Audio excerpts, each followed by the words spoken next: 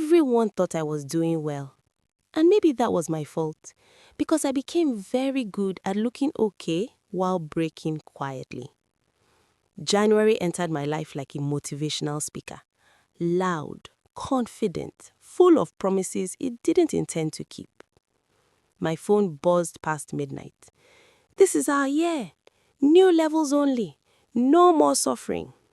I replied with emojis and faith. Because hope is cheaper than reality, and in January, we all buy it in bulk.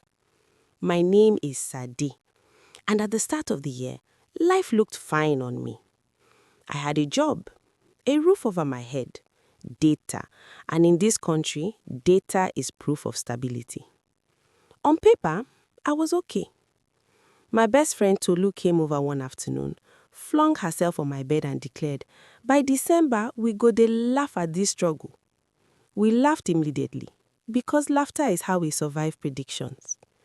At work, they said I always looked put together. Clean clothes, soft perfume, calm smile.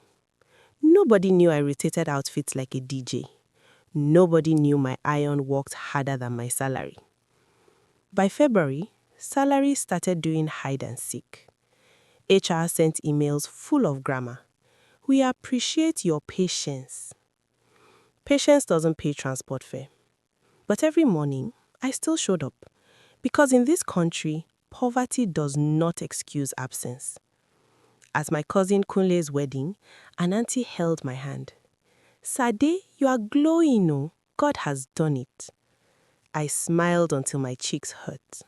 She didn't know my Ashoebi was paid in installments. She didn't know my account balance was insulting me gently. But I danced, because dancing is free joy. At night, when I got home, the silence waited. Bills sat on my table like they were having family meeting. Rent, light bill, data subscription. Still, I woke up every morning and tried again. Not because I was strong, but because stopping was not an option. By May, life stopped pretending. Salary delays became normal. NEPA became disrespectful. Fuel prices climbed like they had personal ambition. My generator and I entered a toxic relationship. I posted online anyway. Good angles, soft captions, grateful, one step at a time. People clapped. I clapped back. Managing. My friend Amaka noticed. One evening, sitting outside my place on plastic chairs, she asked, "You dey okay, but are you really okay?" I laughed too fast. Life, I said. She nodded. In this country, life is a confession. Some nights, I didn't cry.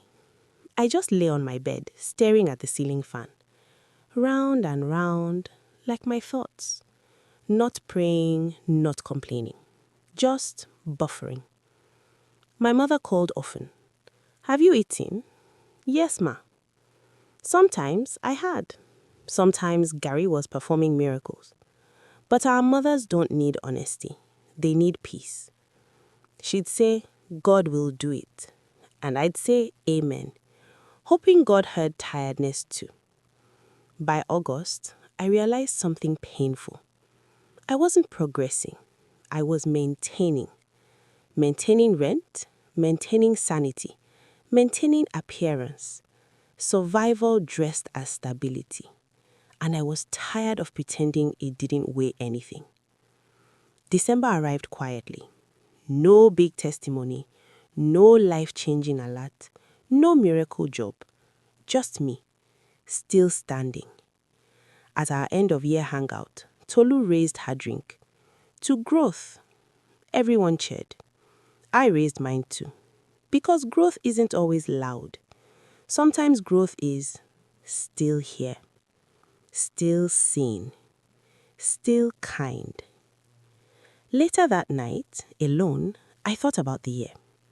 I didn't become what January promised, but I survived what the year threw at me. I paid rent, I avoided disgrace, I didn't lose myself. And suddenly it made sense. Everyone thought I was doing well, but I was just managing. And in this country, managing is not small work. If you're watching this, and this feels like your story, if all you did this year was wake up, show up, and not give up, I see you. Not everyone shines. Some of us endure. And endurance counts. Don't forget to like, share, and subscribe.